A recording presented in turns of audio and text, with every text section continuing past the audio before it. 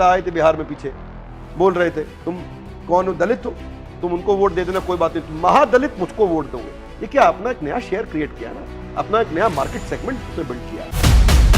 मैं पॉलिटिशियंस का गुरु बनना चाहूंगा, उनको एडवाइजर बनना चाहूंगा, मेंटोर बनना चाहूंगा, उनको गाइड करना चाहूंगा कि देश को आगे कैसे बढ़ाया जाए, देश को आगे बढ़ाना। ये इंपॉर्टेंट नहीं है कि आप डिसइन्वेस्टमेंट करा रहे हो, प्राइवेट हाथों में सरकारी बिजनेस दे रहे हो, विदेशी आ रहे हैं। इंपॉर्टेंट ये है कि गवर्नेंस के प्रिंसिपल कैसे हैं। नेपोटिज्म सस्टेनेबल नहीं है, अल्टीमेटली डिसाइड तो व्यूअर ही करेगा ना आपको उसकी मूवी देखनी है कि नहीं देखनी। शाहरुख खान की अभी एक मूवी आई थी, क्या नाम था मूवी का, हाँ, मुझको कितना भी पैसा दे दो मैं देख नहीं पाऊंगा। जब आदमी ना मोहित होने लग जाता है तो फिर वो छोटी छोटी चीजों से डिस्टर्ब होता है, डिस्ट्रैक्ट होता है, और जब मोह समाप्त हो जाता है फिर उसको कुछ दुख ही नहीं कर सकता।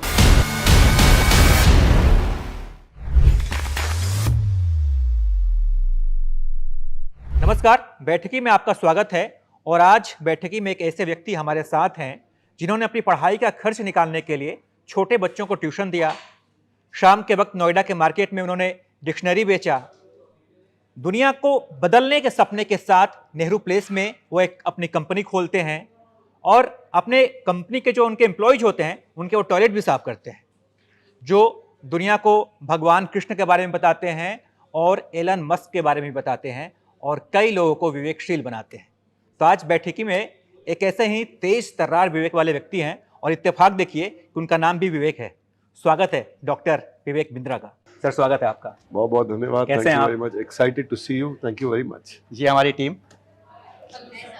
त्रिदेवियां हैं, साथ में बीच में एक देवता भी हैं। हाँ?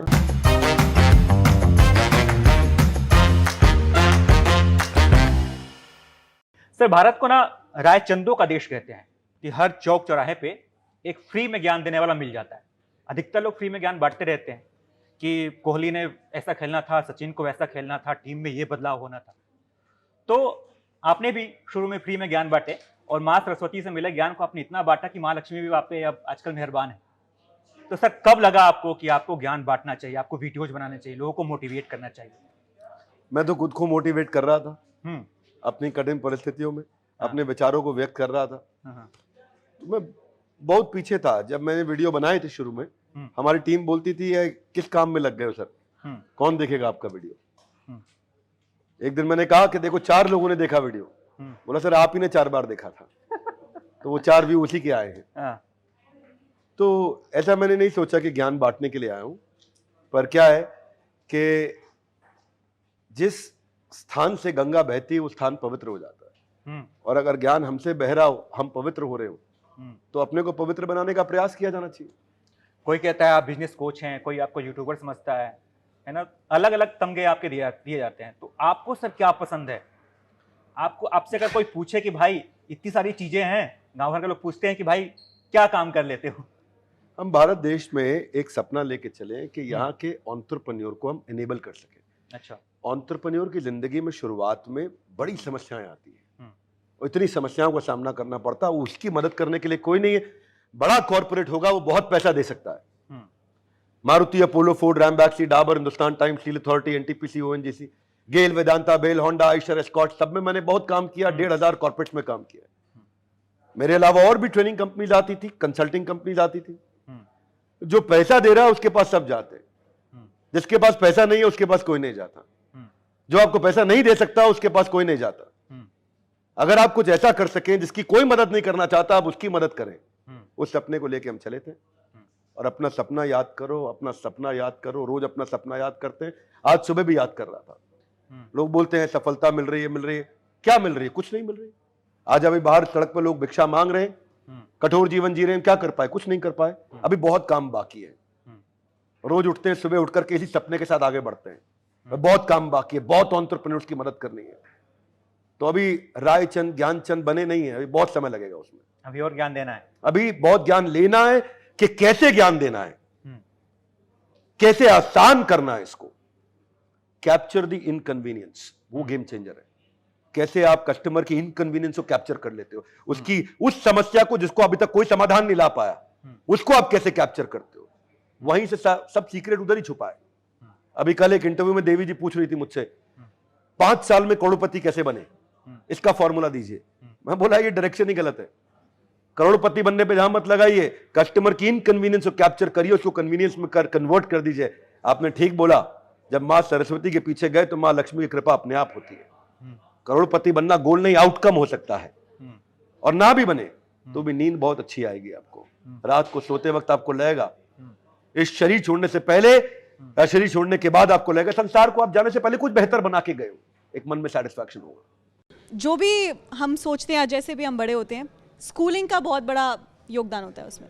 आपकी कैसी परवरिश हुई है, कहाँ से आपने पढ़ाई की है, आप बच्चों को लेके इतना मोटिवेशनल वीडियोस बनाते हैं। एक ऐसे इंटरव्यू की अभी आप बात कर रहे थे, किसी देवी जी से ही आपने इंटरव्यू किया था, उसमें आपने बोला था कि किसी भी स्टूडेंट को ज़्यादा नंबर नहीं लाने चाहिए, 95% नंबर लाने वाले बच्चे बेकार होते हैं। क्योंकि मैं भी ऐसी बच्ची थी, तो मैं जानना चाहती हूँ कि आपने ऐसा क्यों कहा था और क्या आपका रीज़न है इसके पीछे? देखो, मेरी स्कूलिंग थोड़ी टफ रही। लगभग स्कूल में बच्चा 14 साल बिताता है, पहली से 12वीं तक, उससे पहले के 2 साल। तो 14-15 सालों में मैं लगभग 10 स्कूल बदल लिया, 11 स्कूल बदल लिया। स्कूल की फीस नहीं देते थे, स्कूल निकाल देता था तो अगले स्कूल जाते थे। उसकी फीस नहीं दी, निकाल दिया तो अगले स्कूल गए। मैंने कहीं बताया नहीं, पहली दफा आज एबीपी पे आपके सामने बता रहा हूं मैं बात। एक्सक्लूसिव है। कोई कभी चाचा जी के घर रहा, कभी बुआ जी के घर रहा, कभी दादाजी के घर रहा, कभी कुछ रहा, कभी हॉस्टल में रहा, कभी कहीं रहा। चाचा जी का बहुत आशीर्वाद रहा मुझ पे, उन्होंने बहुत सहयोग किया। इसलिए मैं कहीं ये नहीं कहना चाहूंगा कि उनके सहयोग और प्यार में कमी रही, परंतु स्कूल जीवन बहुत टफ रहा। अब आप बोलते 95%। मेरे स्कूल में मेरा कॉमर्स विद मैथ्स मैंने लिया था। मैथमेटिक्स बहुत बढ़िया सब्जेक्ट है, कॉमर्स मेरे को बड़ा पसंद था शुरू से। शुरू में ही आइडिया लग गया था कि मैं बिजनेस एंटरप्रेन्योरशिप में मेरा बहुत लगाव है। आपका प्रश्न है 95%। मैं 95% के आज भी कोई फेवर में नहीं हूं। कुछ नहीं होने वाला 95% से, अनलेस आप रिसर्च साइंटिस्ट, आईआईटी, बड़े स्पेसिफिक फील्ड में जाओ, वो नंबर काम आने वाले हैं आपको। उसके अलावा आपको स्कूल में वो कॉस, थीटा, इंटीग्रेशन, डिफरेंशिएशन पे मैंने 14 रजिस्टर भर दिए थे। 32 नंबर का था इंटीग्रेशन डिफरेंशिएशन। जितना 4 सब्जेक्ट में समय लगा, उससे ज्यादा समय इंटीग्रेशन डिफरेंशिएशन अकेला खा गया था मेरा। आज मैं देखता हूं उसका एप्लीकेशन कम दिखता है मुझको, उसका बहुत एप्लीकेशन नहीं दिखता।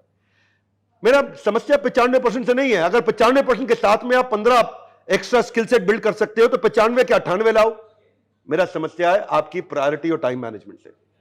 मेरा समस्या है कि आपकी जैसी जबरदस्त एंकर बनने के स्किल सेट को बचपन से कैसे लाया जाए। अगर समझ में आ गया कि मुझको यही पत्रकारिता करनी है, जर्नलिस्ट बनना है, मैं जानना चाहता हूं कि क्या हमारे स्कूल में आज भी, हमारे एजुकेशन सिस्टम में, क्या टीचर डिसाइड कर सकता है ये बच्चा कहां पे अच्छा निकलेगा? नहीं कर सकता। बात को समझिएगा ध्यान से। आज भी बच्चे को ढूंढना पड़ता है। देवी जी अभी आप यंग दिख रही है, कुछ ही साल पहले आपने ग्रेजुएशन 12वीं करी होगी। आप अपने जीवन को जाके झांक के देखिएगा, याददाश्त अभी ताजी ताजी होगी कि आप 10वीं के बाद चिंतित थी मैं क्या सब्जेक्ट लूं, 12वीं के बाद चिंतित थी मैं क्या करूं, मेरे दोस्त कहां जा रहे हैं, मेरा सबसे अच्छा दोस्त कहां जा रहा है, मेरी सबसे अच्छी दोस्त कहां जा रही है।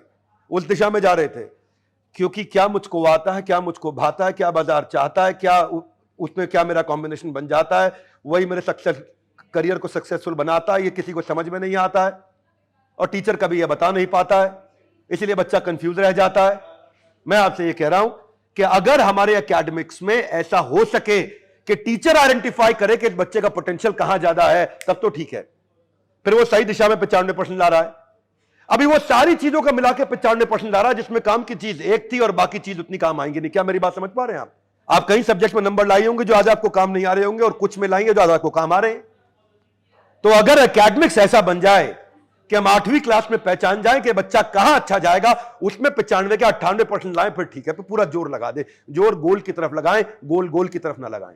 सर आजकल एक और दिक्कत आती है, बच्चे कॉलेज में जाते ही हैं कि प्यार और ब्रेकअप के चक्कर में पड़ जाते हैं। प्यार, मोहब्बत, कस्में, वादे, धोखे, ये चीज जो है किसी को कितना इम्पैक्ट करता है सर अपने लक्ष्य की तरफ आगे बढ़ने में? कितना रोकता है या फिर सही है? देखो भैया, मैं ये कहूंगा कि जीवन में एक होता है सेक्स स्टेटमेंट, एक होता है सक्सेस स्टेटमेंट। सेक्स स्टेटमेंट आपको आपकी उम्र में, इस जिस उम्र की बात कर रहे हैं, डिस्ट्रैक्ट करेगा। वैदिक ग्रंथों के हिसाब से 25 साल तक की उम्र ब्रह्मचारी जीवन के लिए होती है। क्यों? उसके पीछे रीजन था। जिस समय वो गृहस्थ में जाने लायक बनता है, तब तक उसको पूरा फोकस करना चाहिए सीखने पे। उसके बाद समय आएगा, तब प्यार के लिए समय निकाले, उसके बाद समय लगाए। क्यों? क्या है ना, उस एज में इमोशन बहुत ज्यादा हावी हो जाता है और वो इमोशन से नहीं इमोशनल होकर काम करता है, सेंटिमेंट से नहीं सेंटिमेंटल होकर काम करता है। निर्णय लेना चाहिए लॉजिक पे, मेहनत करनी चाहिए इमोशंस के साथ। सुनिएगा मैं क्या बोल रहा हूं, बहुत गहरी बात बोल देता हूं, कभी कभी खुश होता हूं कितना बढ़िया बोलता हूं। सुनिए, निर्णय लेना चाहिए लॉजिक से, मेहनत करनी चाहिए इमोशन से। लोग निर्णय लेते हैं इमोशन से और मेहनत करते हैं लॉजिक से, इसीलिए फेल हो जाते हैं। क्या मेरे लिए सही है वो लॉजिक बताएगा, वो इंफॉर्मेशन बताएगा, वो डेटा बताएगा, वो नॉलेज बताएगी, वो हमारे आसपास के हमारे सोर्सेज बताएंगे। उसके बाद जब सही मिल गया अब उसमें इमोशन डालो। ये जो रिश्ते डिस्टर्ब कर रहे हैं बचपन में, इसीलिए मैं एक वीडियो भी बनाया था, गर्ल स्टेटमेंट नहीं गोल स्टेटमेंट। गोल स्टेटमेंट में फोकस लगाओ, गर्ल स्टेटमेंट पे नहीं। बॉयज स्टेटमेंट, हाँ एक ही बात है, मैं जेंडर न्यूट्रल हूं। हाँ एक जेंडर न्यूट्रल हूं। जब मैं गर्ल बोल रहा हूं तो समझो गर्ल अपने आप देवी जी समझ जाएंगे, देवताओं की बात भी हो रही है। एक बार आप भी सन्यासी बनने की राह पे निकल पड़े थे।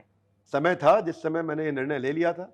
मेरे पे लाइबिलिटीज थी नहीं, माता पिता भाई बहन कोई था नहीं आसपास, और आध्यात्मिक जीवन में बहुत अच्छा लग रहा। ब्रह्मचारियों के, भक्तों के, संतों के, सन्यासियों के सानिध्य में ऐसे लोगों के जो बिल्कुल निस्वार्थ से जो शिक्षा देते थे, उन्होंने मुझे बहुत ताकत दिया था। मैं इसलिए उनका ऋणी हूँ, संतों का, उन साधुओं का जिन्होंने अपनी शरण में अपने चरण के पास मुझे बिठा के रखा। तो मैं जीवन उनको समर्पित करना चाहता था। आज भी भावना वही समर्पण की है, पर सेवा गृहस्थ आश्रम की हो गई है। और इस समय अपनी जीविका को सुरक्षित करते हैं, हमारे साथ जो काम कर रहे हैं उनकी जीविका को सुरक्षित करते हैं। लेकिन उस समय जो आपने प्रश्न पूछा, मैं एक पंडित जी मुझे मिले, बोले 2004 से लेके 2011 आपका सबसे कठिन समय था, आपका सब कुछ बर्बाद हो गया होगा।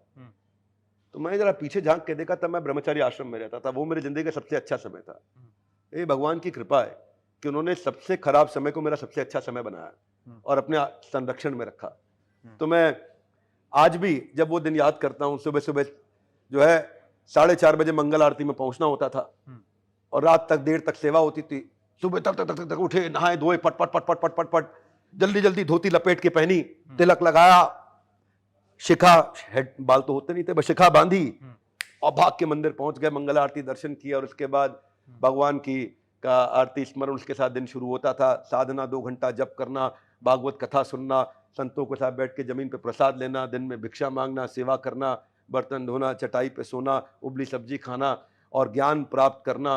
मैं जो मेरा MBA है ना, वो मेरा MBA नहीं था, ये मोस्ट ब्यूटीफुल एसोसिएशन ही मेरा असली MBA था। इस MBA में मैंने जो सीखा वो कहीं नहीं सीखा, मोस्ट ब्यूटीफुल एसोसिएशन। आपने, मेरे गुरुदेव ने कहा कि आपने MBA किया है, भगवत गीता इतना अच्छा से समझते हैं, गीता को समझाते हैं, तो भगवत गीता में मैनेजमेंट की बहुत चीजें हैं, उसको जाके देश दुनिया को समझाइए ताकि गीता पे लोगों का विश्वास बढ़े और उसको पढ़ें। केवल धार्मिक पुस्तक समझ के या उसको ऐसा मुद्दा बना करके राजनीतिक धार्मिक उठा के साइड में रख देते, उसका लाभ नहीं उठा पाते।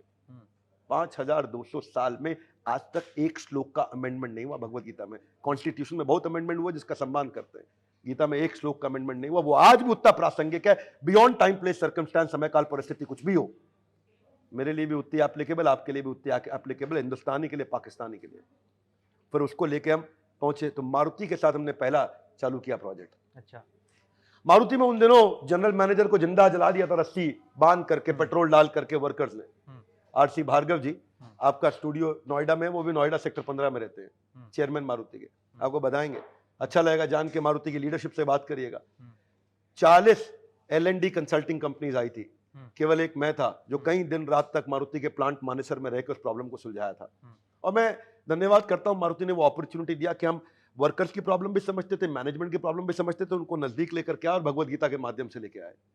तो अगर मुझे लगता है ये जो 4 वर्ण बताए ना, ब्रह्मचारी, इसके बाद गृहस्थ, फिर वानप्रस्थ, संन्यास, बहुत बढ़िया वर्ण है। आपने सर अपने अच्छे वक्त के बारे में बताया कि ये मेरा सबसे अच्छा समय था।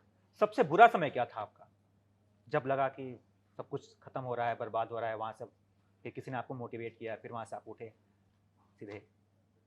देखिए एक बात बताता हूं आपको, समय होता है, उसको उसका अर्थ निकालना पड़ता है कि अच्छा है कि बुरा है। मुझे ऐसा कोई दिन याद नहीं आता जब मेरे लिए बुरा दिन रहा हो। Every negative incident has a positive intent in it. आपको ढूंढना आना चाहिए इसमें मेरे लिए पॉजिटिव क्या है।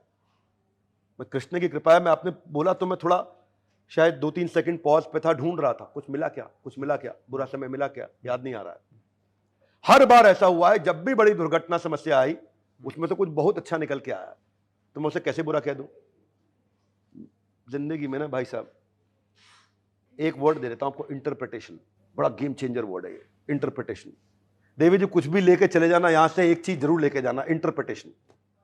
आपका कोई भी दिल दुखा दे, अच्छा हुआ कि बुरा हुआ? अच्छा हुआ या बुरा हुआ? आपका दिल दुखा दिया किसी ने, अच्छा हुआ। आपका दिल दुखा दिया, बोला ए क्या एंकर है ये, कुछ नहीं आता इसको, क्यों रखा है? क्षमा चाहता हूं, कठोर बोल रहा हूं। अगर कोई ऐसा बोले तो क्या लगेगा? अच्छा लगेगा, बुरा? ये केवल घटना है, इंटरप्रिटेशन मेरे हाथ में, इंटरप्रिटेशन मेरे हाथ में। मैं इसमें से क्या अर्थ निकालूंगी? किसी के पिता का देहांत हो गया, अच्छा हुआ बुरा हुआ? इंटरप्रिटेशन बताएगा अच्छा हुआ बुरा हुआ। एक बोलता मैं बर्बाद हो गया, एक बोलता मैं और जिम्मेदार हो गया, एक बोलता मेरी जिंदगी खत्म हो गई, एक बोलता अब जिंदगी शुरू करूंगा। इंटरप्रिटेशन। आपका है किसी देवता के साथ बड़ा प्रेम संबंध है, वो आपको डिच करके चले गए, दुखी करके चले गए, अब आपको कैसा लग रहा है? ये आपका इंटरप्रिटेशन डिसाइड करेगा। सारे व्यूअर्स को आज एबीपी के बैठकी में बता रहा हूं कि बैठ जाओ और बैठकी लगा लो इंटरप्रिटेशन के राउंड, तब आएगा गेम असली। कुछ भी घटना हो रही है, उस घटना का क्या अर्थ निकालते हो? इंटरप्रिटेशन में सब कुछ छुपा है। मैं इस पे पूरी जिंदगी बोल सकता हूं, इसलिए आपने पूछा जिंदगी में सबसे बुरा समय क्या था, इंटरप्रिटेशन पे डिपेंड करता है। आप कृष्ण की बात करते हैं, आप गीता की बात करते हैं, आप श्लोक की बात करते हैं, आप बुरे वक्त की बात करते हैं। नाहम वसामि बैकुंठे योगिनाम हृदयेन च मद्भक्ताः यत्र गायन्ति तत्र तिष्ठामि नारद। श्री कृष्ण ने गीता में कहा है कि जहां मेरा कीर्तन हो रहा है वहां पे मैं वहां हूं। पर हूँ। म्यूजिक आपके लिए, क्योंकि चूंकि आप बुरे वक्त की बात करते हैं, म्यूजिक आपके लिए क्या है और कितने काम की चीज है जो गीता में भी श्री कृष्ण ने कहा है, उसे आप कितना? दोनों अलग अलग बात है। म्यूजिक मेरे लिए क्या है और कितना काम के लिए, जो कृष्ण ने गीता में कहा है, कृष्ण ने जो गीता में कृष्ण ने कहा है। गीता में कहा है वही काम का है, बाकी उसके अलावा कुछ काम का ही नहीं है आपके लिए कभी आपने उसे अपने लिए उपयोगी माना है? मेरे लिए। हाँ जी। इतना उपयोगी है कि मैं उसके उपयोग को लाने के लिए, जीवन में उतारने के लिए रोज प्रयास कर रहा हूं, फेल महसूस करता हूं, और उतारूं जीवन में, और उतारूं जीवन में, और उतारूं जीवन में। कृष्ण कहते हैं जो जीवन में उतार ले सुसुखम कर तुम अव्ययम, इतना सुख प्राप्त होगा, सुख नहीं सुसुख, एक्सट्रीम सुख प्राप्त होगा, जो गीता की टीचिंग अपने अंदर जीवन में उतार ले। 9वें अध्याय में बताया भगवान ने। अच्छा, आपका एक किस्सा भी है कि कोई आपके टीचर थे जो आपसे नाराज थे, बाद में आकर के उन्होंने अपने बच्चे के लिए नौकरी आपसे मांगी थी, वो किस्सा अगर आप शेयर कर पाए हमारे साथ। मैं वो टीचर के बारे में एक बार बोल गया था कहीं, लेकिन मैं उनके लिए सम्मानजनक बातें करना चाहता हूं। उन्होंने जब मुझे बचपन में भी डांटा था, मेरी भलाई के लिए डांटा था, बहुत अच्छा डांटा था उन्होंने। और ऐसा था कि मतलब वो साइंस में थे, मेरे टीचर नहीं थे। वो 11th बी होती थी, जहां पे 11th बी के अंदर मैं ई में था, कॉमर्स वाले थोड़े पीछे माने जाते हैं। हाँ जी, बी का सेक्शन। जो बी के बच्चों को जब कोई शैतानी करता था तो वो बोलते थे, इंजीनियरिंग ड्राइंग के ईडी के टीचर थे वो, पीसीएम विद ईडी लेते थे बच्चे इंग्लिश के साथ में। वो बोलते थे हर एक लड़का विवेक बिंद्रा नहीं बन सकता, इतना गुंडा ही मत बनो, है ना। तो ऐसा वो मेरे बारे में ऐसा बोल दिया, मेरे को बड़ा दुख हुआ यार। देखो अच्छे बच्चों को बोल रहे जैसे मैं इतना खराब हूं, मैं बड़ा दुख लगा। मैं उनसे मिला भी बाद में, लेकिन आज वो बोलते हैं इस बात को, मानते हैं इस बात को, प्रेम देते हैं मेरे को कि देखो ये स्कूल की पढ़ाई निर्धारित नहीं करती कि आगे चल के क्या हुआ, आपको रोज इंप्रूव करना है, प्रूव नहीं करना है। सेठ जी क्या करना है? इंप्रूव करना। अच्छा, सुबह जल्दी उठना और रात में जल्दी सोना, early to bed and early to rise वाला फॉर्मूला बचपन से हम सुनते आ रहे हैं, और कहा जाता है कि आपको अपने जीवन में से उतार लेना चाहिए अगर आपको सक्सेसफुल बनना है। तो आपको क्या लगता है, आप इस बात से कितने इत्तेफाक रखते हैं? क्योंकि आज की जो जनरेशन दो है। बातें आपने बोली, आपको क्या लगता है और दूसरा आप कितना इत्तेफाक रखते हैं। हाँ बिल्कुल, दोनों का आंसर दीजिए। मैं दोनों का दे देता हूं। एक, ये बात बिल्कुल ठीक है जो आपने कथनी कही। दूसरा, मेरी करनी, मैं इसका पालन नहीं कर पा रहा। हाँ, मैं early to bed early to rise आज नहीं कर पा रहा। तभी बोला जब मैं संतों के साथ रहता था तो सुबह उठ जाता था 3:45 पे। आज सिस्टम चेंज हो गया, आज जब सोता हूं उसके 6 घंटे बाद उठता हूं। अच्छा, जितने बजे सोऊंगा काम खत्म करके उठता हूं। 6 घंटे की नींद। 6 घंटे की नींद के बाद उठता हूं। 6 घंटे का अलार्म लगा, कभी 6.25 घंटा भी हो जाएगा ऐसा, क्योंकि नींद जरूरी है बहुत। वो आपकी रिकवरी में बहुत काम आएगा। फिजिकल फिटनेस के लिए जब आप काम करते हैं, वर्कआउट करते हैं, दिमाग से काम करते हैं। दिन मेरी स्पीड बहुत तेज है मीटिंग की, मैं बैठ के मीटिंग नहीं लेता। अरे आइए बैठिए, क्या चाय पियेंगे, क्या लेंगे, बैठ के मीटिंग नहीं करता। खड़े खड़े पट पट पट पट पट पट पट पट पट तेज मीटिंग्स करता हूं। एक आदमी एक दिन में 12 मीटिंग करता होगा तो मैं 48 मीटिंग्स करता हूं एक दिन में। तो बहुत तेज करता हूं, हर डिपार्टमेंट के साथ तेज, डिसीजन मेकर बहुत तेज हूं, डायरेक्शन बहुत तेज पकड़ता हूं, जूम इन जूम आउट साथ में कर सकता हूं। मेंटल फटीग होता है उसके कारण, तो रिकवरी के लिए नींद जरूर 6 घंटा जरूर सोता हूं। क्रिकेट में कोई दिलचस्पी है आपकी? आईपीएल चल रहा है।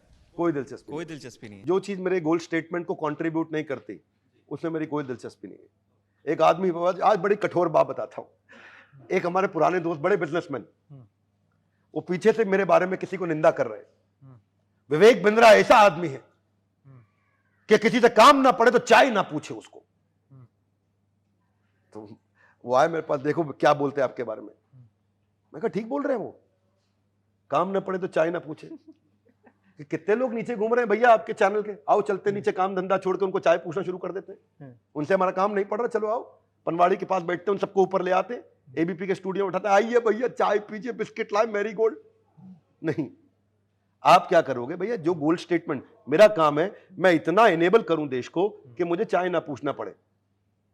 आदमी की जिंदगी जो है ना, चाय में डूबे बिस्किट की तरह है इस समय, उसको इतनी बढ़िया जिंदगी बना के दें। हम बड़े गोल पे काम करना है।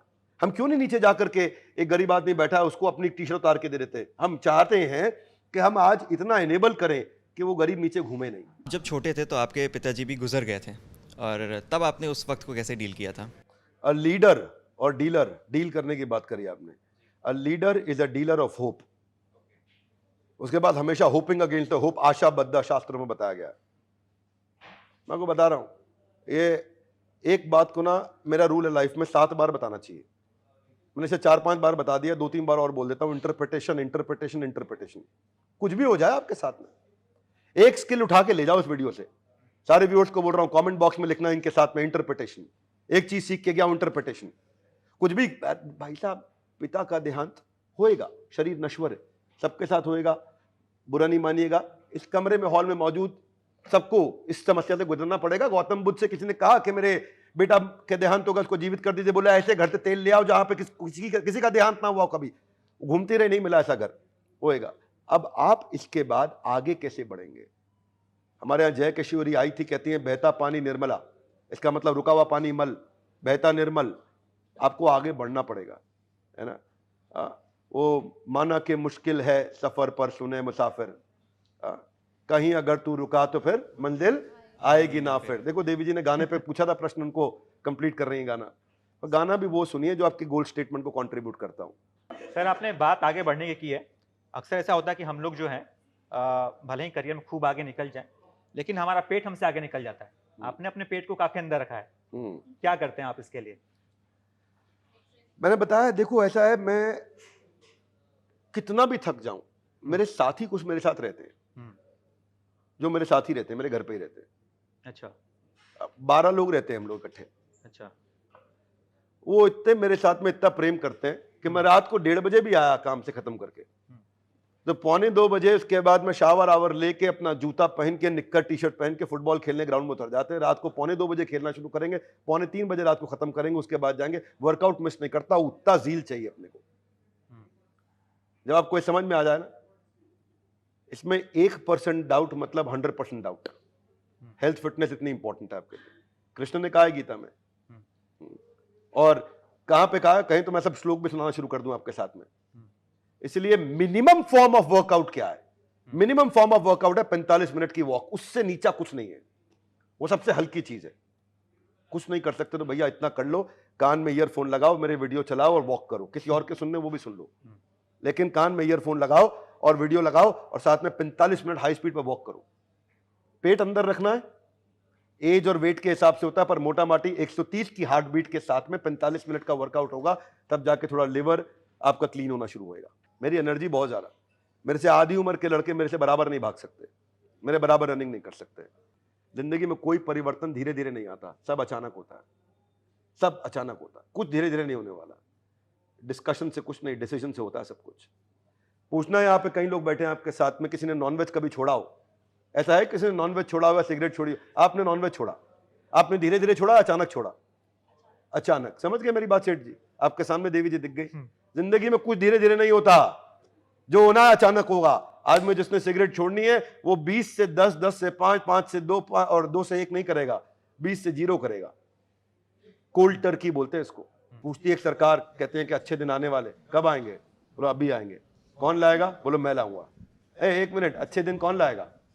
हम खुद लाएंगे। हम नहीं, बोलिए मैं लाऊंगा। हम में समझ नहीं आ रहा कि पूरा एबीपी लगा कि आप अकेले लगे हैं। हम कहां? आप कानपुर इज्जत देने के लिए अच्छा है, प्रेम के लिए अच्छा है, लेकिन शादी हो गई आपकी सेठ जी? बहुत अभी छोटे नहीं हैं, हुए। बहुत नहीं छोटे हैं, अभी अच्छा, बहुत कोई छोटे नहीं, कोशिश कर रहे होंगे। हैं। कोशिश तो लगी है, कोशिश जारी है। तो ठीक है, तो अगर आपकी कोई सहेली है, हाँ, बहुत हाँ जी, है। है, बहुत हाँ, तो वो किसकी है, हमारी है कि मेरी है, क्या बोलोगे? क्या बोलोगे? मेरी है, मेरी है, मेरी है। क्योंकि हमारी बोलोगे तो भाई साहब भी पहुंच जाएंगे वहाँ, नहीं, कि बोल रहे हैं हमारी है नहीं, इनको तो बिल्कुल नहीं। ना, मेरी है। मेरी है। तो जिम्मेदारी किसकी है, हमारी है कि मेरी है? मेरी है। मेरी। अच्छे दिन कौन लाएगा, हम लाएंगे कि मैं लाऊंगा? मैं खुद लाऊंगा। बस ठीक है, इसके पैसे नहीं ले रहा हूँ आपसे। देखो कोचिंग कर दी आपके हाथ के हाथ में। Thank you. विवेक जी, आप इतनी मोटिवेशनल बातें करते हैं, आपका ऑडियो सुन के आप बोल रहे हैं लोगों को जॉग या वॉक करने के लिए।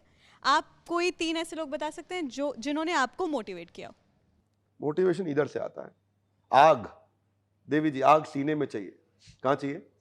सीने में। हाँ, अच्छा, ये भी ठीक है, पकड़ गए। अच्छा, एक और बात है, कई बॉसेस होंगे कंपनी में, एबीपी में तो नहीं होंगे, पर कई होते हैं वो पीछे आग लगाने में लगे। पीछे आग लगाओगे तो जल जाएगा, सीने में लगाओगे तो इतिहास रच देगा। फ़ोन होना एक डिस्ट्रैक्शन का साइन होता था, बोलते थे कि अरे फ़ोन यूज़ कर रहे हो, पढ़ाई करो, ये करो। अब आप यूट्यूब पे इतना वीडियोज़ हैं और आप इतने वायरल हैं। मैं एक्चुअली आपसे जानना चाहती हूँ, क्योंकि आप अभी एकदम इंकरेजिंग बातें कर रहे थे, आपका सोशल मीडिया यूसेज कितना है? आप बैलेंस कैसे करते हैं इसको? कितना आप इंस्टाग्राम, फेसबुक एंड ऑल, आप एक कितना बात है यूज़ देवी करते जी, हैं? देखो आज का जो सोशल मीडिया है वो काफी अच्छा है। मैं आपको बताता हूँ अलग तरीके से। आपको कई लोग इस समय प्रवचन, कहानी, कथा सुनाएंगे, लड़के इंस्टाग्राम पे लगे हैं, समय खराब कर रहे हैं, आज की युवा पीढ़ी, बहुत बात बताएंगे, ये बेकार की बात है। इंस्टाग्राम पे आपको वही दिखेगा जो आप देखना चाहते हो, फेसबुक पे आपको वही दिखेगा जो आप देखना चाहते हो, यूट्यूब पे आपको वही दिखेगा जो देखना चाहते हो। प्रश्न ये है कि आप देखना क्या चाहते हो। सोशल मीडिया बाद में, पहले आपका गोल और विजन है। मुझको तो यूट्यूब पे नहीं दिखता पतली कमरिया मेरी, हाय हाय हाय, मुझको नहीं दिख रहा। गाना मालूम है क्योंकि मेरे को किसी ने सुनाया था, पूछ लोगे, फिर आपको कैसे सुना, गाना याद है? क्योंकि मन में आ रहा होगा आपके प्रश्न, आप पूछने वाले तो देखिए हम समझ रहे हैं आपको, पहले साइकोलॉजी बाद में टेक्नोलॉजी। मुद्दा यह है कि वो गाना तो मुझे किसी ने सुनाया था कि भाई मेरा बर्थडे था, और बर्थडे पे हमारे यहाँ एक साल में एक रिचुअल होता है कि मुझे 30, 40, 50 सेकंड का डांस करना पड़ता है। इस बार भी किया था आपने, काफी हाँ, वायरल थे। इस बार भी किया था। पोस्टर बॉय बनाते हैं मेरे को ये कि भाई डांस करना पड़ेगा आपको। अपने सब ऑफिस के लोग आते, 3-4 हज़ार लोग होते हैं, घर पे ही रखते हैं हमारे। लेकिन तब गाने वो सुना रहे थे, बोले सर आप पतले हो गए हो, ये वायरल बड़ा चला है, पतली कमर या मेरी आँख। लेकिन मुझे दिखता नहीं है ये यूट्यूब पे। एक ये पीछे हमारे साथ में खड़े हैं हमारे बाउंसर साहब, ये बता रहे मेरे को कोई आता है कैसा है, थारा भाई जोगिंदर, ऐसा कोई बता रहा था मेरे को। अब मैं ढूंढा, मुझे मिला ही नहीं हो। हमको क्या मिल रहा है? हमको भगवत गीता मिल रही है, हमें बिजनेस स्ट्रैटेजीज मिल रही है, हमारे को थॉट लीडरशिप मिल रहा है, हमारे को ग्लोबल व्यूज मिल रहे हैं, हमारे को इकोनॉमी समझने को मिल रही है। तो इसलिए सोशल मीडिया खराब नहीं है, खराब आदमी है अंदर से, ऐसा ही है। वो क्या देखना चाहता दिखेगा वही। तो यहाँ पे कहीं आपको पीला रंग दिख रहा है? हाँ, पीछे ही है ये देखो पीला रंग दिख रहा है। जब और कहीं दिख रहा है पीला रंग? वो बॉटल का क्या? वो देखो बॉटल का क्या, वेरी गुड। और कहाँ दिख रहा है? है, इसको बोलते भी है। वो भी दिख रहा है। जब आप पीला रंग ढूंढ रहे थे तो आपको नीला रंग दिख रहा था? नहीं दिख रहा था। मैं वही समझा रहा हूं, जो ढूंढ रहे थे वो दिख जाएगा। आप पीला ढूंढ रहे, पीला दिखा, नीला नहीं दिखा उस समय। अगर मैं आपको बोलूं आप इस समय को गुलाबी रंग की चीज ढूंढ के लाओ, आप ले आओगे 1 मिनट में। लेकिन जब गुलाबी ढूंढ के लाओ तो उस समय देखना बहुत कुछ दिख रहा होगा, वो कैप्चर ही नहीं होगा। कैप्चर वही होगा भाई साहब जो ढूंढना चाहते हो। लोग बोलते हैं कंपनी में पॉलिटिक्स है। मेरा एक एम्प्लॉय आया मेरे पास, बोला कंपनी में बहुत पॉलिटिक्स है सर, परेशान हो जाते। मैं बोला एक चम्मच ले, उस पर नींबू रखो। रखा नींबू, मैं कहा ऐसे दांत के बीच में लगा। वो लगा, 5 चक्कर लगाओ ऑफिस के, 5 चक्कर लगा। नींबू गिरा तो तुमसे दोबारा लगवाऊंगा चक्कर। गिर गया, मैं दोबारा लगवाया चक्कर। फिर गिर गया, मैं दोबारा चक्कर लगवाया। चौथे चक्कर में मैंने बुला लिया, बहुत चक्कर लगा, इधर आओ। मैं कहा रास्ते में कोई पॉलिटिक्स होती देखी? बोला कहाँ दिखती, तो नींबू ना गिर जाओ उस चक्कर में लगे थे हम। तो मैं यही समझा रहा हूं, उस समय वो नींबू देख रहा था, पॉलिटिक्स नहीं दिख रही थी। आपको जिंदगी में वो दिखेगा जो आप ढूंढ रहे हैं। मेरे 2 सवाल हैं और दोनों पोल्स अपार्ट हैं। पहला सवाल ये है कि आपने बात की कि गीता में हर चीज़ का सल्यूशन है। तो जब मैंने लॉकडाउन हुआ तो मुझे ऐसा लगा कि गीता सब कहते हैं कि पढ़नी चाहिए, तो मतलब बहुत लेट था वो भी ऑलरेडी, बट लेकिन मुझे लगा कि अब मैं पढ़ूंगी, बहुत सफिशिएंट टाइम है मेरे पास। मैंने पढ़ा भी, हिंदी में ही पढ़ा क्योंकि ऑब्वियसली संस्कृत नहीं आती थी। बट लेकिन 6 अध्याय पढ़ने के बाद मुझे लगा कि इम्प्लीमेंटेशन तो मुझे नहीं आ पा रही है। तो पढ़ सब लेंगे पर इम्प्लीमेंट करना कैसे है? एक उपाय तो ये है कि मैं आपको यहाँ पे एक एक श्लोक बताऊं कि इसको ऐसे अप्लाई करें। एक ये कि ऐसा आदमी जो action oriented, application oriented, execution oriented teachings देता हो, उसकी संरक्षण में जाइए, उससे सीखिए।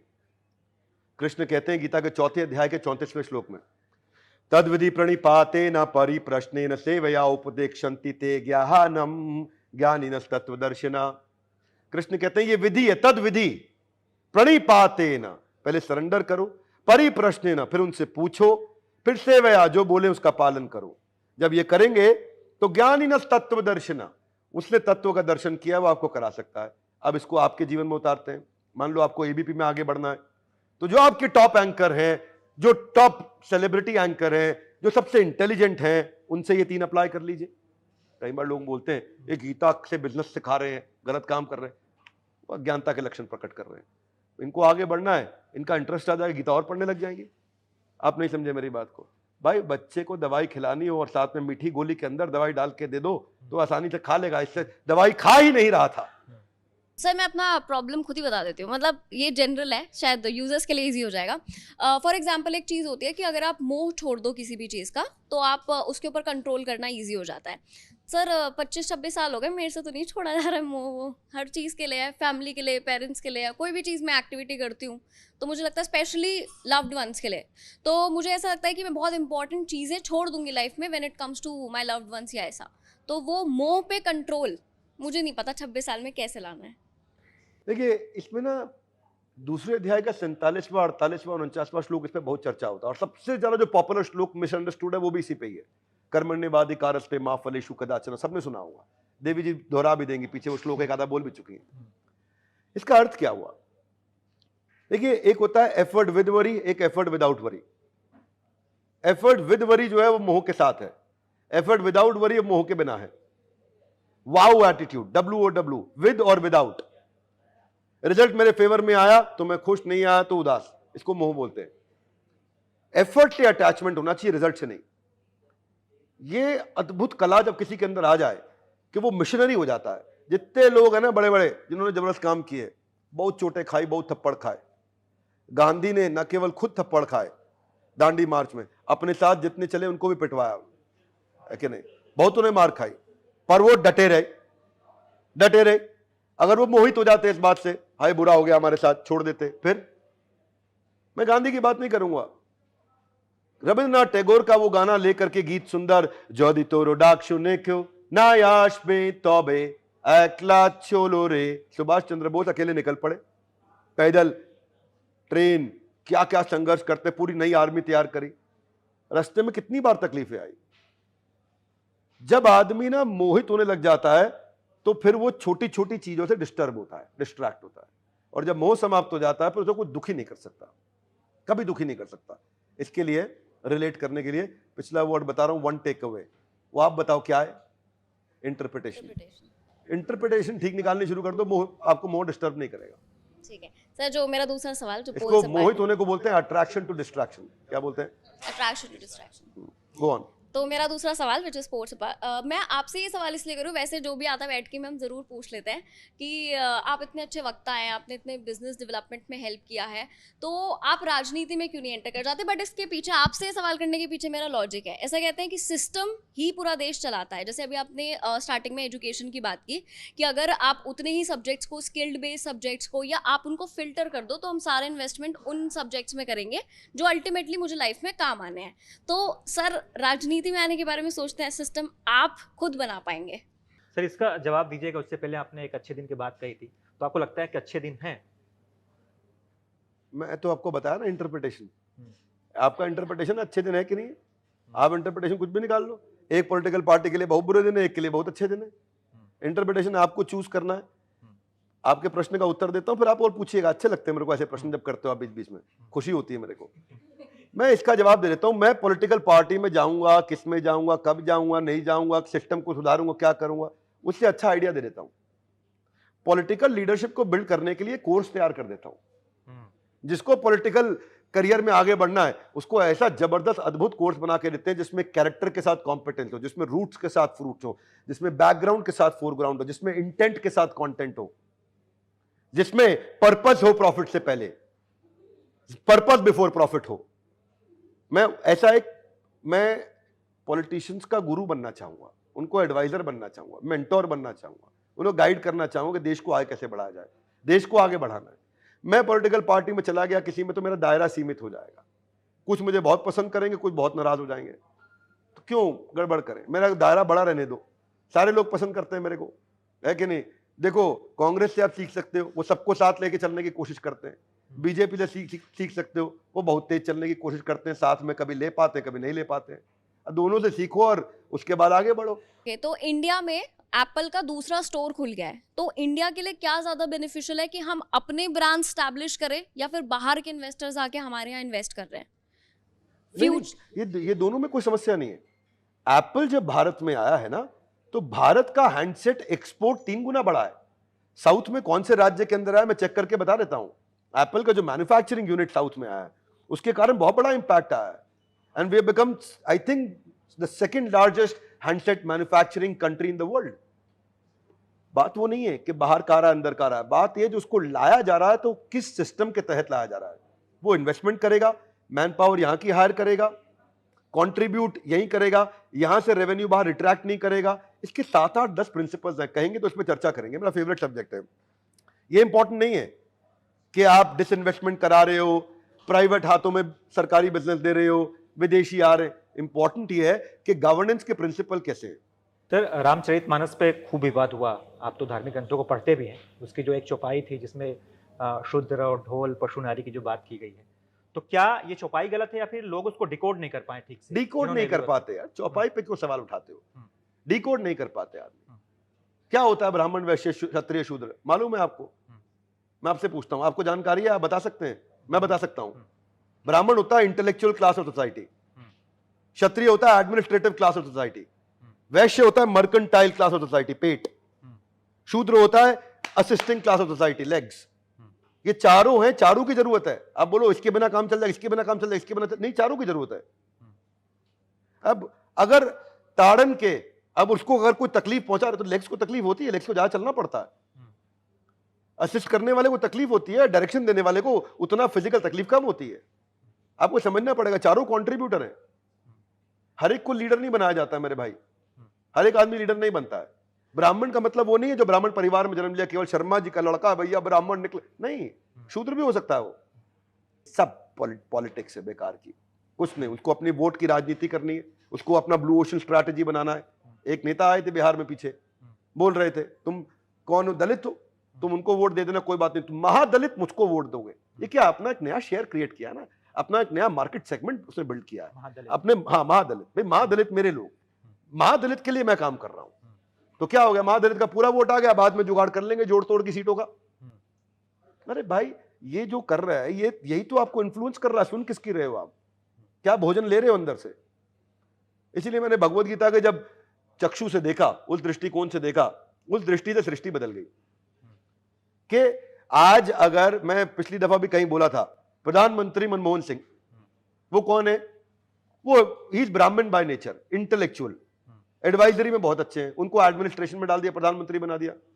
श्रीमती सोनिया गांधी एडमिनिस्ट्रेशन में बहुत अच्छी, क्षत्रिय हैं, उनको यूपीए की चेयरपर्सन बना करके चीफ एडवाइजर बना दिया।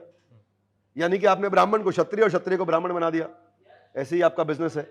ऐसे ही वो भाई साहब पीछे एक सेल्स में खड़े हुए थे, वो उनका क्या, अब उनको आप बोलो कि मैं पत्रकारिता में लगा देता हूं, वो ज्यादा अच्छा है, आपको सेल्स में लगा देते हैं।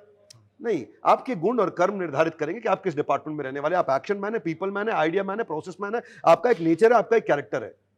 बड़ी बेबाकी से अपनी बात रखते हैं, और बात रखने के बाद कभी आपको ऐसा लगता है कि आपने कुछ गलत बोला, कुछ गलत कहा, क्योंकि आपकी बातें कई लोगों को बुरी लग जाती है। बंगाली समुदाय हाल ही में नाराज हो गया, डॉक्टर्स नाराज हो गए थे, टाइल्स बनाने वाले आपसे एक बार नाराज हो गए थे। एक एक करके आंसर दूं या एक ही आंसर दे दूं सबका? एक ही दे दीजिए। ऐसा क्यों होता है, मतलब ऐसा लगता है कि विवेक बिंद्रा से गलती हुई है और मुझे उसके लिए माफी मांगनी चाहिए? क्योंकि मैंने गीता का पालन नहीं किया। कृष्ण कहते हैं सत्यम ब्रूयत प्रियम ब्रूयत, सत्य बोलो, प्रिय ढंग से बोलो। बंगालीज की वीडियो में मैंने थोड़ा प्रिय ढंग से नहीं बोला, मेरी गलती है, वो मान लिया। सारे बंगालीज को बोलता हूं क्षमा कर दीजिए, हमारे को बड़े प्रेम से बोलता हूं, और इतने अच्छे लोग हैं, अगर आप मेरे क्षमा मांगने पे मुझे क्षमा कर दे, मैं 100 बार और मांग लेता हूं, उसमें क्या समस्या है? मैंने प्रिय ढंग से नहीं बोला, हाँ बोला, सच था, उसमें कोई समस्या नहीं है। हाँ, दाल भात खाबे घुमा अच्छे होता है, फिर बोलते हैं बंगाली, बताते हैं। आप कोलकाता को छोड़ दो तो रेस्ट ऑफ बंगाल दोपहर को सो जाता है, घुमा अच्छे, सच बात है ये। वो इंटेलेक्चुअल्स हैं, उनसे आप हार्ड वर्क नहीं करा सकते। जितना लेबर का काम है बिहार कर रहा है जाके बंगाल में, जबरदस्त है वेस्ट बंगाल, कोई समस्या नहीं है। अब वो उस समय टाइमिंग थोड़ा ऐसा हो गया कि शायद इलेक्शन आने वाले थे, डॉक्टर्स का हमारे से उन्होंने मेरे पे 50 करोड़ का डेफेमेशन का केस डाला था। दूसरी हेयरिंग में मैं केस जीत गया था। अच्छा। अक्षय कुमार ने भी उनके खिलाफ एक मूवी बनाई थी, कुछ गब्बर इज बैक थी, क्या थी, उन पे 5 करोड़ का केस डाला था, हम पे 50 करोड़ का डाला, तो हमारा उत्साह बड़ा ही था, उसमें कोई दिक्कत नहीं है। हमें लगा अक्षय कुमार से 10 गुना ज्यादा वैल्यूबल बना दिया है कि नहीं। पर चक्कर ये है कि वो मैंने सच बोला था, उसमें एकदम सच बोला था। और जजमेंट में जज साहब थे, उन्होंने खुद लिखा कि आप डॉक्टर अपने आप को बोल रहे हो हमारा noble profession, noble profession, noble profession. It is not the doctor who will decide your noble or not, it is the public who will decide your noble or not, because Ravan was also thinking that I am noble. जज साहब ने doctors को रावण से compare कर दिया, 16 page का judgement दिया था उन्होंने बोला कि विवेक बिंद्रा को के ऊपर केस चलाना तो दूर की बात है, मैं सम्मान करना डेमोक्रेसी की हत्या होगी, क्योंकि उन्होंने आपकी बुराई नहीं करी, उन्होंने डॉक्टर गोविंदप्पा वेंकट स्वामी की तारीफ करी, उन्होंने डॉक्टर वेलुमणि की तारीफ करी। डेवलपमेंट की बात की जाए तो क्या आप कह सकते हैं कि फला सरकार जो है इसने बड़ा अच्छा काम किया, मोदी सरकार, कांग्रेस सरकार या फिर किसी अन्य पार्टी का आप नाम ले सकते हैं? मन नहीं कर रहा बिल्कुल बोलने का, इसका जवाब देने का। हर सरकार में कुछ अच्छे लोग भी आए, कुछ गलतियां करी, कुछ अच्छी चीजें करी। आज की जो सरकार है बहुत करेजियस, बहुत बोल्ड सरकार है। इस बार के बजट को मैं उनका अच्छा मानता हूं कि इलेक्शन से जस्ट पहले भी उन्होंने कोई फ्री में रेवड़ी नहीं बांटी, उन्होंने इंफ्रास्ट्रक्चर पे इन्वेस्टमेंट किया। अब आप नोएडा में हो भाई साहब, ये 15 किलोमीटर का एक्सप्रेस वे है साथ में, ये 15 किलोमीटर की सड़क बनने से 1 लाख अपार्टमेंट आ गए, सैकड़ों हजारों ऑफिस आ गए, रेस्टोरेंट आ गए, मॉल आ गए। इंफ्रास्ट्रक्चर पे जो सरकार पैसा लगा रही है मैं उसका फेवर करता हूँ, पर ऐसा नहीं है कि इससे आप कहीं से भी ये मुझसे मैसेज ले ले कि लग रहा है आदमी मोदी का है, कोई मतलब नहीं उससे। मैं बिजनेसमैन का आदमी, बिजनेसमैन के लिए बात करता हूँ, मैं ग्रोथ के लिए बात करता हूँ, इकोनॉमी के लिए बात करता हूँ, मुझे कोई मतलब नहीं उन चीजों से। आप जिसको चाहें वोट दें, पर एक रूल याद रखें कि मेरिट पे वोट देना, जाति धर्म की राजनीति पे नहीं। सर कई लोग हमारे आसपास ऐसे भी हैं जो ना तो पढ़ने में ठीक है ना बोलने में ठीक है, लेकिन हाँ बहुत अच्छा कर रहे हैं, तो उनके लिए क्या करना है, वो कैसे आगे बढ़े? क्या भाग्य ने उनका साथ दिया या फिर कुछ और बात है? देखो, ये पढ़ने में अच्छे नहीं, बोलने में अच्छे नहीं जरूरी नहीं है, वो जिस चीज में अच्छे हैं उस चीज में कर रहे होंगे तभी वो अच्छे कर रहे होंगे। यही तो बोल रहा हूं आपको कि आपका जो कोर कॉम्पिटेंस है वो पहचानना बड़ा जरूरी है। कॉपी मत करो, इसको देखो उसको देखो। भगवान ने 18वें अध्याय में श्लोक बताया है इसके ऊपर कि दूसरे को कॉपी करके अपना कार्य मत डिसाइड करो। अरे इसको देखो, ये चल रहा है बाजार में आजकल, यही चल। मेरे प्रोग्राम में लोग आते हैं लीडरशिप फनल में, आके पूछते बिंद्रा जी को बिजनेस समझा दो जहां पैसा लगा दे, ऐसा बता दो। गलत है मॉडल वो। सर मैंने जो बात कही, हम राजनीति में देखते हैं कि कई लोग जो हैं बस इसलिए आगे बढ़ रहे हैं क्योंकि वो उस खानदान से आते हैं, तो ये उनका भाग्य है। यही उनका भाग्य है, ये उनका भाग्य है। भाग्य और कर्म की अगर तुलना पर टिकेंगे नहीं, लंबा टिकेंगे नहीं। हो सकता है भाग्य के साथ में उनमें कॉम्पिटेंस भी हो, तभी वो टिके हैं। अगर कोई टिके हैं तो केवल ये सवाल मत उठाइए उनके पिता पे, अगर लंबा टिके, लंबा चल रहे तो उनमें कॉम्पिटेंस भी होगा। उन्होंने बचपन से राजनीति के प्रिंसिपल्स अपने पिता को देखते हुए सीखे हैं। बॉलीवुड में भी लोग कई बार खिलाफ हो जाते हैं इसके, क्या बोलते हैं उसको, नेपोटिज्म। ऐसा नहीं होता, केवल नेपोटिज्म नहीं है। केवल नेपोटिज्म में मैं आपसे 10 एग्जांपल निकलवा लूंगा जिसके पिता बहुत अच्छे थे लेकिन बेटा चला नहीं। आपसे निकलवा, आप खुद ही बता देंगे मुझे 10 एग्जांपल। नेपोटिज्म सस्टेनेबल नहीं है। अल्टीमेटली डिसाइड तो व्यूअर ही करेगा ना आपको उसकी मूवी देखनी है कि नहीं देखनी। कितना भी जाकर के धर्मा प्रोडक्शन वाले लॉन्च करते रहे, उसको फर्क नहीं पड़ता उससे। सर भाग्य का कितना बड़ा रोल होता है? भाग्य का रोल होता है, कर्मों से भाग्य निर्धारित होगा आपका, लेकिन भाग्य बदल सकते हो आप। विम्रश्य एतदशेषेण यथा इच्छसि तथा कुरु, 18वें अध्याय के 63वें श्लोक में कृष्ण कहते हैं कि मैंने तुम्हें सारा ज्ञान दे दिया अर्जुन। 18वां अध्याय, ध्यान दीजिएगा, मतलब आखिरी अध्याय।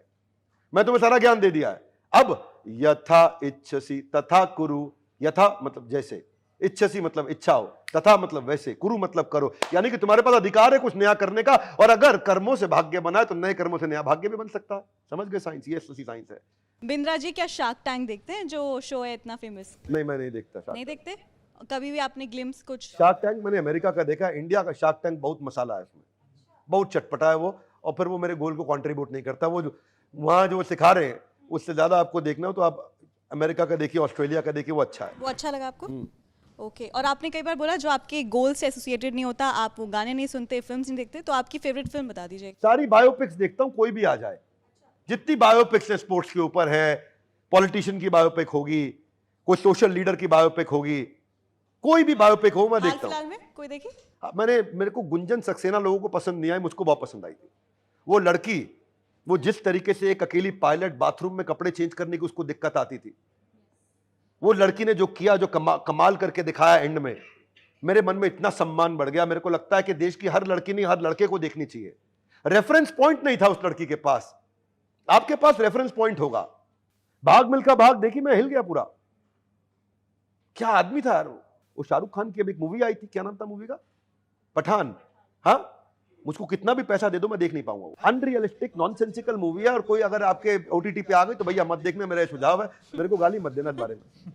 अभी आप रेफरेंस पॉइंट की बात कर रहे मैं हैं? मेरिट पे बोल रहा हूँ, मेरिट। Okay. हाँ, मेरिट पे बोल रहा हूँ। शाहरुख खान की मूवी देखनी, चक दे इंडिया देखो। अच्छा। स्वदेश का मुझे पता नहीं वो बायोपिक है कि नहीं है। हाँ, तो मैं बायोपिक की बात कर रहा हूँ, क्योंकि मेरा को बायोपिक की बात करोगे तो मैं आपको बताऊंगा, उसके बारे में चर्चा करूंगा। जो चीज जिसमें कहीं पे वो सब रहता है, उसमें अपने को इंटरेस्ट नहीं रहता है कि नहीं है? नहीं आता इंटरेस्ट। अब समझो मैं क्या बताऊं आपको, अपने को इंटरेस्ट आता है जो गोल्ड स्टेटमेंट पे कंट्रीब्यूट करता है। समापन करने का वक्त आ गया है, लेकिन जाते जाते मैं चाहूंगा कि विद्यार्थी आपको खूब सुनते हैं, तो कुछ एक्सक्लूसिव बता दीजिए उनको, कुछ एक्सक्लूसिव मंत्र, एक्सक्लूसिव ज्ञान जो एकदम जीवन भर में काम आए। देखो, एक बार अपना गोल्ड स्टेटमेंट बना लिया ना, तो उसके बाद अपने आप को उसमें झोंक दो। आप अगर उसमें अच्छे नहीं भी हो ना, मिशन बना लिया। आप जानते हैं आर्नोल्ड श्वार्ज़नेगर पतला था, बहुत पतला था, इतना पतला कि मैं क्या बताऊं, सुकड़ी हड्डी, बहुत मजाक उड़ाते थे। एक दिन दिमाग फिर लग गया उसका, आता माजी सटकली। तो बच्चों को मैं आता माजी सटकली बता रहा हूं। वो बोला मैं मिस्टर ओलंपिया बनूंगा, मिस्टर वर्ल्ड, मिस्टर यूनिवर्स बनूंगा। वो बोला पागल, पहले मिस्टर स्कैंडिनेवियन कंट्री बन जा, मिस्टर जर्मनी बन जा, मिस्टर एम्स्टर्डम बन जा, मिस्टर यूरोप बन जा, फिर मिस्टर वर्ल्ड, फिर मिस्टर ओलंपिया, मिस्टर यूनिवर्स। ना ना ना, मैं पहले गोल बनाता हूं, उसके बाद अपने आप को उसमें झोंक देता हूं। I set a goal and then I do whatever it takes to reach to that goal. Sir एक तो ये इसके बाद वो यहां भी नहीं रुके, 7 बार मिस्टर ओलंपिया बने, 7 बार कंटिन्यूसली, 7 बार मिस्टर ओलंपिया। उसके बाद क्या बोले, सोच रहा हूं हॉलीवुड में चले जाऊं।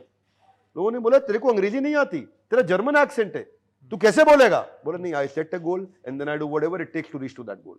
मैं पहले गोल बनाता हूं, उसके बाद अपने आप को उसमें झोंक देता हूं। हॉलीवुड में टर्मिनेटर 1, 2, 3 क्या क्या किया, पूरी दुनिया हिला दिया उन्होंने। यहां नहीं रुके, फिर पॉलिटिक्स में गए, सीधा गवर्नर बने, सेनेटर बन सकते थे, काउंसलर बन सकते थे ना। मैं पहले गोल बनाता हूं, फिर अपने आप को उसमें झोंक देता हूं। स्टूडेंट्स के लिए मेरा बड़ा स्ट्रांग मैसेज है, गोल बना के अपने आप को झोंक दो। सर एक मैसेज उनको भी जाना चाहिए जो लोग कहते हैं कि विवेक बिंद्रा तो फ्रॉड है, ये आलतू फालतू आइडियाज देते रहते हैं, वीडियोज बनाते रहते हैं। हाँ ना, उनको कोई मैसेज नहीं है, वो अच्छा काम कर रहे हैं, वो हमारे को नियमित कर रहे हैं। ऐसे लोग होने चाहिए आपकी जिंदगी में जो आप पे सवाल उठाएं। जो वो आप पे सवाल उठाएंगे तो आप और नियमित रहेंगे, आप सोचते रहेंगे मुझसे कोई गलती हुई क्या, मुझ में कैसे इंप्रूव करूं, और कैसे आगे बढ़ूं। तो उसके लिए ऐसे लोगों से मेरा बहुत प्रेम है। ऐसे लोगों को दूर मत हटाइए जिंदगी में, वो जितना नजदीक रहेंगे आप पे सवाल उठाते रहेंगे, आप अपने आप को इंप्रूव करते रहेंगे। हमें पहले ईमानदारी, बाद में दुकानदारी, ये हमारा पक्का है। आज मेरे साथ कितने आईबीसी हमारे जुड़े हुए हैं, हजारों लाखों रुपया कमा रहे हैं हमारे साथ में। हम उनको सिखा रहे, मनी बैक गारंटी इसलिए लेके आया था। पहले किसी ने यही कहा था मुझसे कि विवेक बिंद्रा फ्रॉड, मैं मनी बैक गारंटी ला दिया। अगर आप सफल नहीं हुए, पैसा वापस, पूरा का पूरा रिस्क मेरे कंधे पे, आपका कोई रिस्क ही नहीं, पूरा रिस्क मेरे कंधे पे। आप सफल होइए, नहीं हुए, money back guarantee, 100% money, no questions asked. तो अच्छा लगा आप लोगों से मिलके, बहुत बढ़िया सवाल आपने पूछे, बड़ी खुशी हुई। बैठकी के सारे दर्शकों को मैं बधाई देता हूं कि आप इनके एपिसोड्स देखिए और इसी तरह इस प्रोग्राम को और सफल बनाइए। तो चलिए वक्त आ गया है कि बैठकी का समापन किया जाए। बड़ी मज़ेदार बातचीत रही, और आपको हमारी ये बातचीत कैसे लगी इसके बारे में हमें ज़रूर बताइएगा। बाकी तमाम अपडेट्स के लिए आप देखते रहिए एबीपी लाइव।